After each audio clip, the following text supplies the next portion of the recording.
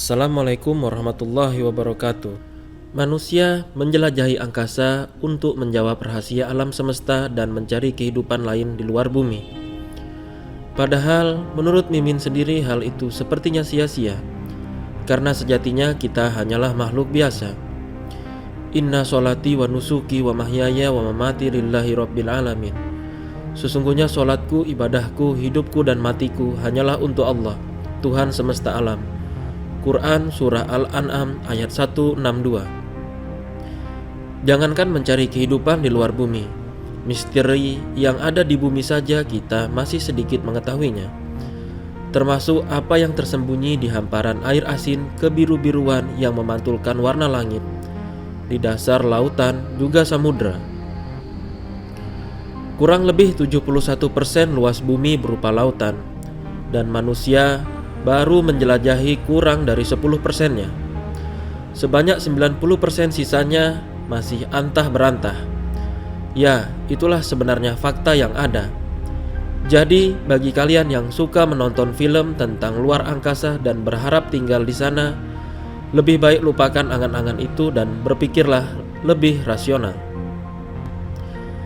Miliknyalah kerajaan langit dan bumi, dan hanya kepada Allah segala urusan dikembalikan.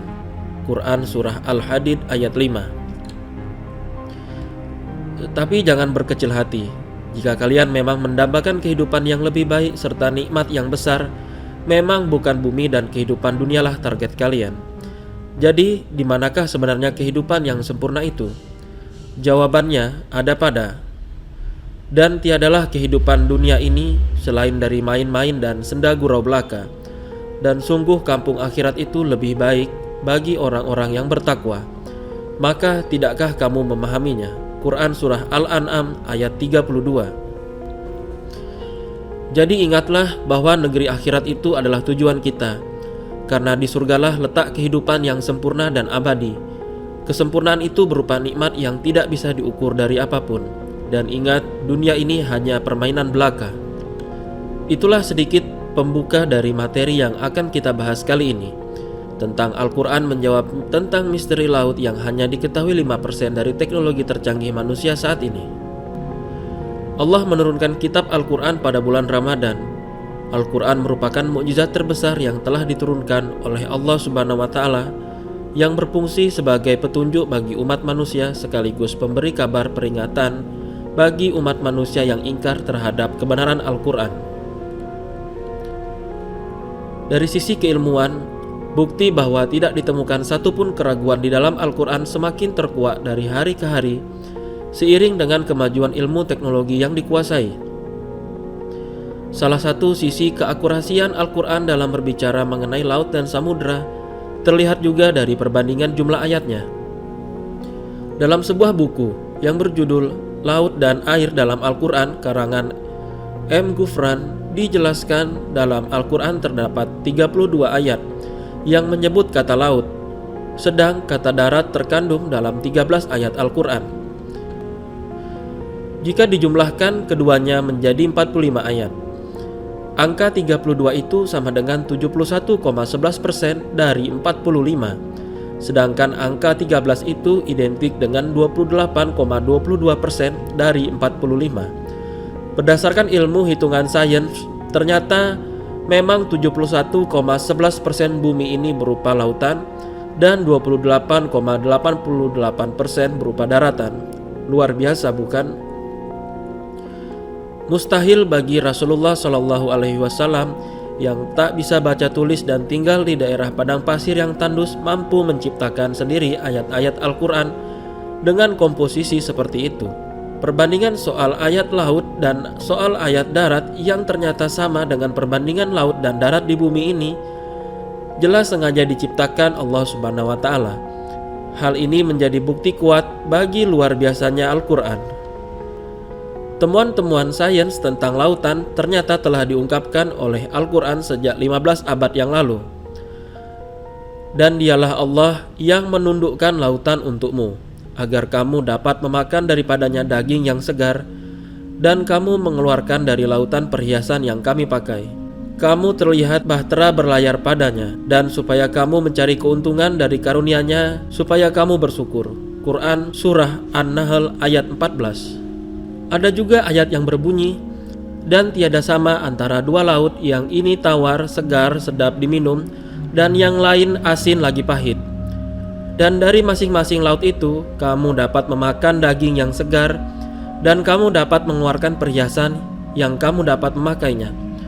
Dan pada masing-masing kamu lihat kapal-kapal berlayar membelah laut, supaya kamu dapat mencari karunia-Nya dan supaya kamu bersyukur. Quran Surah Fatir ayat 12. Sejak 15 abad yang lalu, Al-Quran berbicara soal manfaat laut bagi peningkatan taraf hidup manusia. Kini terbukti, negara-negara yang pandai memanfaatkan potensi lautnya bakal mendapat kekayaan yang sangat berlimpah. Selain mengandung banyak makanan dan perhiasan, laut juga bisa menyimpan banyak bahan tambang, bisa menjadi jalur transportasi yang murah dan sebagainya. Selain menjadi bukti kuat bagi keaslian Al-Quran, laut juga menjadi sumber penghidupan yang sangat kaya. Keberadaan wilayah laut bisa menjadi salah satu penentu tingkat ekonomi sebuah negara. Seharusnya Indonesia sebagai negara kepulauan jangan pernah menyia-nyiakan sumber daya lautnya. Allah telah memerintahkan kita untuk mencari keuntungan dari karunia-Nya yang berupa lautan dan segala sumber dayanya ini, baik itu ikan, perhiasan, mutiara, kerang-kerangan, dan lain-lain, dan bahkan memanfaatkan laut untuk bertransportasi. Dihalalkan bagimu binatang buruan laut dan makanan yang berasal dari laut sebagai makanan yang lezat bagimu, dan bagi orang-orang dalam perjalanan, dan diharamkan atasmu menangkap binatang buruan darat selama kamu dalam ihram, dan bertakwalah kepada Allah yang kepadanya lah kamu akan dikumpulkan. Quran Surah Al-Maidah ayat 96. Ayat ini seharusnya dibaca dan diresapi maknanya secara mendalam oleh segenap bangsa Indonesia dalam membangun negara kesatuan Republik Indonesia, dengan mengedepankan pengelolaan sumber daya laut sebagai tiang utama perekonomian Indonesia.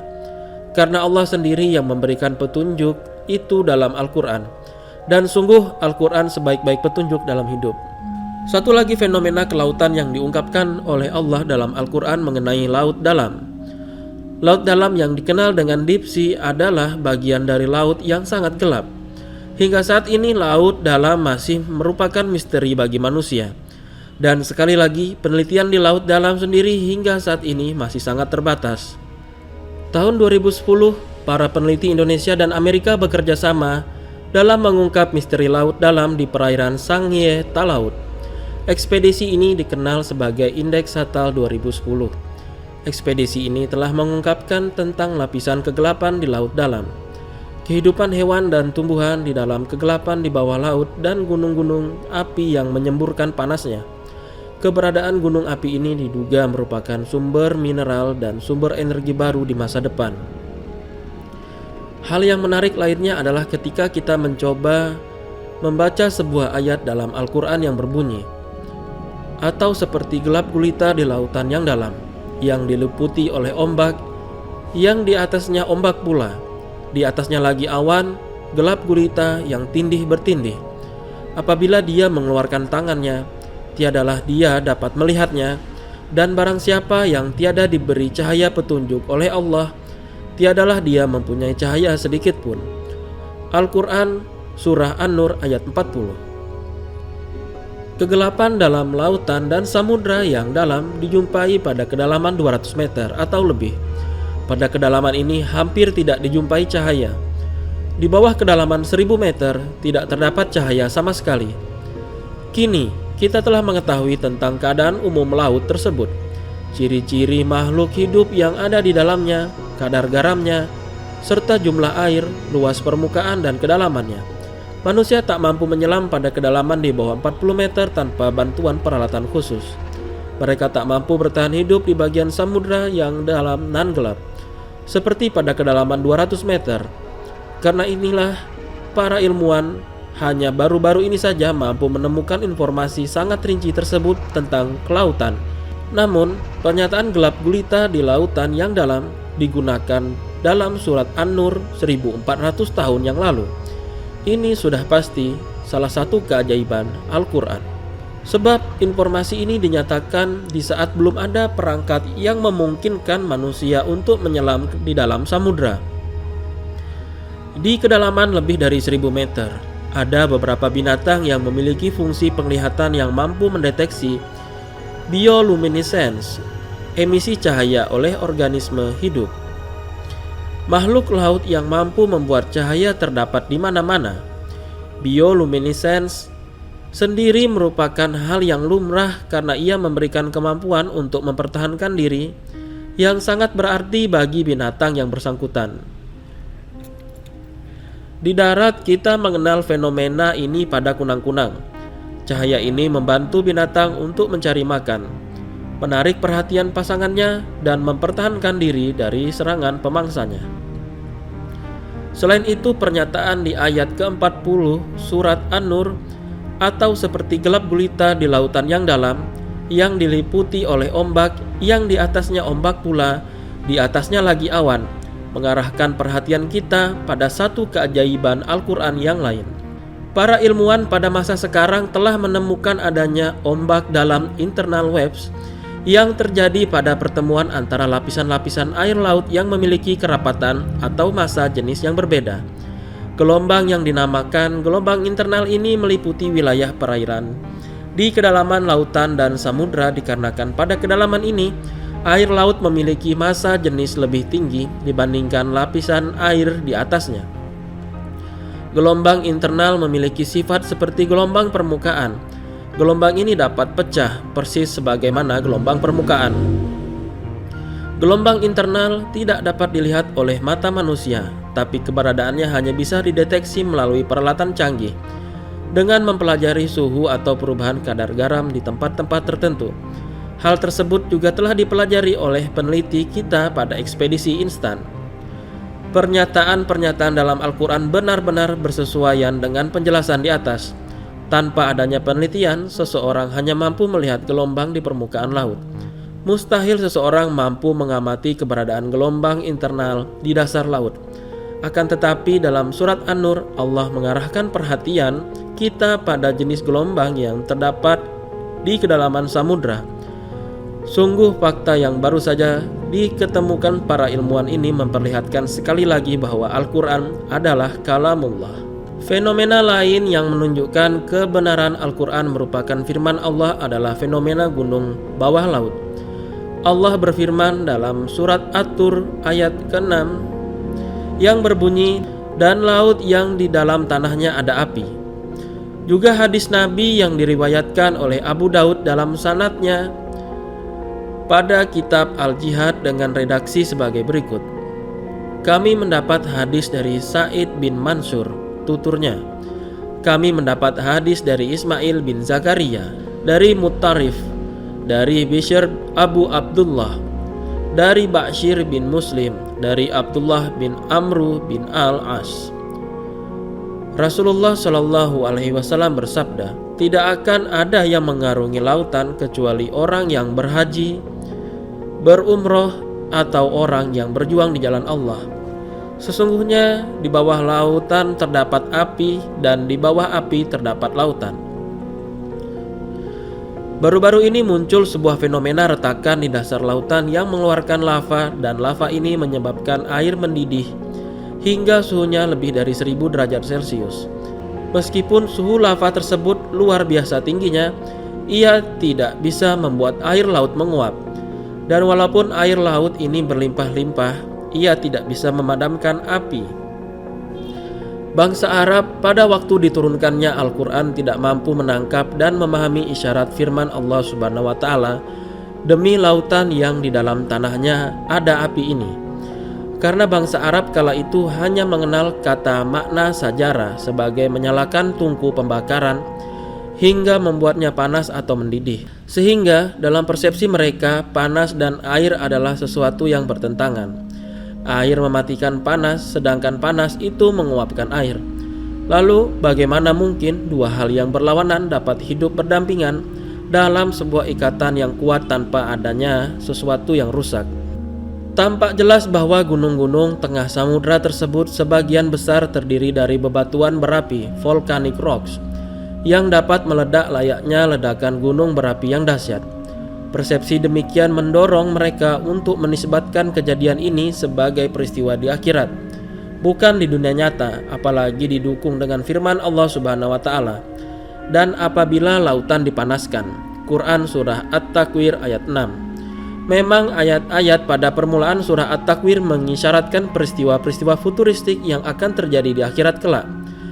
Namun Allah Subhanahu wa taala dalam surat At-Tur semuanya menggunakan sarana-sarana empirik yang benar-benar ada dan dapat ditemukan dalam kehidupan di dunia ini. Maka setelah kita membahas Al-Quran berbicara mengenai kelautan dan samudra, mari kita renungkan dengan hati yang jernih. Masih adakah keraguan kita pada kebenaran Al-Quran? Masih pantaskah bagi kita kaum muslimin untuk mendustakan dan mengingkari nikmat-nikmat yang telah Allah curahkan kepada kita? Masih pantaskah kita mengabaikan perintah-perintah Allah dan mengabaikan larangan-larangannya? Maka pantaslah pada surat Ar-Rahman ayat 55 Allah selalu mengulang-ulang ayat tersebut.